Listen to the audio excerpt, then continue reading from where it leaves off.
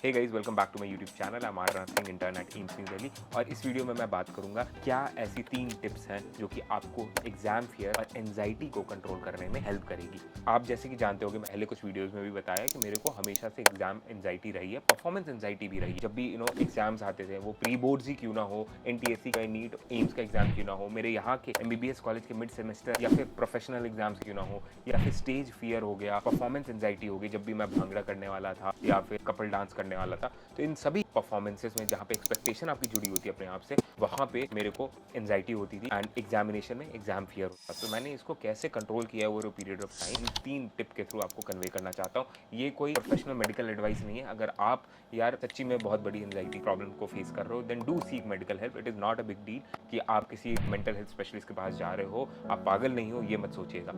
Usually जो student होते हैं 16 to 20 एज ग्रुप के ब्रैकेट में, जो इस प्रॉब्लम को फेस कर रहे होते हैं, क्योंकि कंपेटिटिव एग्जाम में काफ़ी एंजाइटी हो सकती है आपको जब भी आप प्रिपेयर कर रहे हो, इतना कंपटीशन है, इतने लोग आप पे ताना मार रहे होते हैं या फिर जजमेंट पास कर रहे होते हैं, वहाँ पे एंजाइटी होना नेचुरल है, राइट। तो अगर बहुत ज़्यादा है, आपके कंट्रोल के बाहर है, तो प्लीज़ कन्विंस योर पेरेंट्स कि आपको कोई मेंटल हेल्थ स्पेशलिस्ट को दिखाएं एंड आप वहाँ से प्रोफेशनल एडवाइस सीख कर सकते हो। इस वीडियो में मैं बस ये बताऊंगा कि मेरे 3 सोल्यूशंस क्या थे एंजाइटी को कंट्रोल करने के, एंजाइटी को टोन डाउन करने के। पहली चीज वो ये था यार कि एडमिट करना कि anxiety is normal. What I felt is, I read about it also, कि एक बेल कर्व होता है जो कि एंजाइटी और परफॉर्मेंस को डिक्टेट करता है। परफॉर्मेंस अगर आप वाई एक्सिस पे ले रहे हो, एंजाइटी एक्स एक्सिस पे, तो एक बेल कर्व आपका ऐसे जाएगा। अगर एंजाइटी आप बढ़ाते हो, एक स्वीट स्पॉट होता है जहाँ पे परफॉर्मेंस आपकी पीक करेगी वाई एक्सिस पे, अगर आप कॉरस्पॉन्डिंग परफॉर्मेंस देखो तो। बट वही एंजाइटी अगर आपकी कम है, बहुत कम, तो आप लैक्स रहोगे, कैजुअल रहोगे, आप ऑन योर टोज नहीं रहोगे, जो कि ज़रूरत होती है कॉम्पिटिटिव एग्जाम में, राइट। वही अगर एंजाइटी बहुत ज़्यादा हो जाएगी, वो डिसेबलिंग हो जाएगी, आपको पैरालाइज करेगी, आप ओवर थिंक करोगे, आप पूरे समय ट्रेमुलस रहोगे, स्वेट करोगे, पैल्पिटेशन होगी, रेस्टलेस रहोगे, तो आप अच्छा एग्जाम में कभी भी नहीं करके आ पाओगे। इनफैक्ट प्रिपेयर भी शांत दिमाग से नहीं कर पाओगे, बहुत ज़्यादा आपको एंजाइटी की प्रॉब्लम है। तो दैट्स द पॉइंट जहाँ पे I feel you should go for professional advice. Mental health specialist के पास आप जाइए, अपने आप को दिखाइए। पहला पॉइंट ये था कि एडमिट करना और ये जानना कि एक बेल कर्व होता है परफॉर्मेंस और एंजाइटी का, एंड एक सर्टेन लेवल पे एंजाइटी अच्छी होती है। दूसरा पॉइंट यार, you have to be well prepared for anything that you are going to appear. अगर मैं भंगड़ा भी कर रहा हूँ, कपल डांस कर रहा हूँ, तो मैं अगर रिहर्सल काफ़ी कर रखा हूँ तो मैं देखता था मेरी एंजाइटी कंट्रोल में। अगर मैं सभी स्टेप्स को प्रैक्टिस कर रखा हूँ तो एंजाइटी मेरी कंट्रोल में रहती थी। वही अगर मैं किसी एग्जाम के लिए प्रिपेयर कर रहा हूँ जहाँ पे मेरा सिलेबस काफ़ी रह गया है, तो वहाँ पे मेरी एंजाइटी पीक करती थी, बिकॉज मैं अपने गोल को ना, यहाँ प्रिपरेशन लेवल है उससे काफ़ी ऊपर रखा हुआ था, मेरी एक्सपेक्टेशन बहुत ज़्यादा थी। तो ऑब्वियस सी बात थी कि मेरे को एंजाइटी होगी।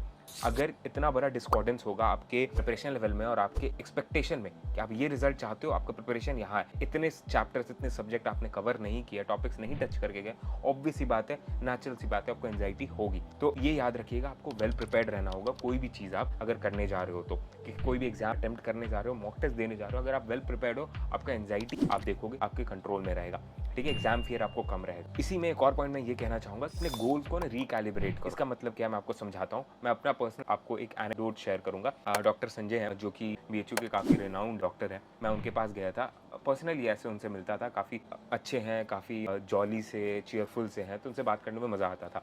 So what he said was कि वो जिपमर के 1985 आई बिलीव, उस समय 3rd रैंकर थे जिपमर के।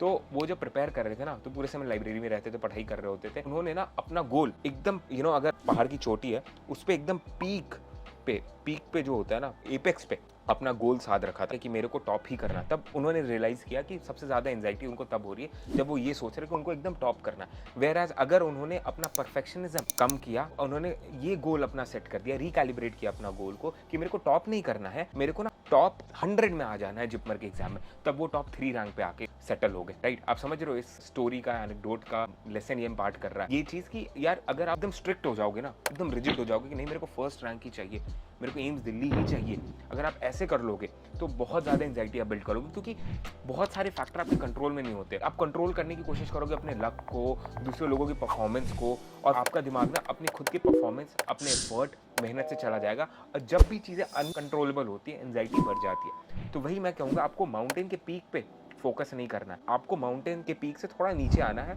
आपको इस लेवल पे, माउंटेन के इस लेवल पे फोकस करना है, दैट इज टॉप 100 रैंक पे आप सोचो आने की।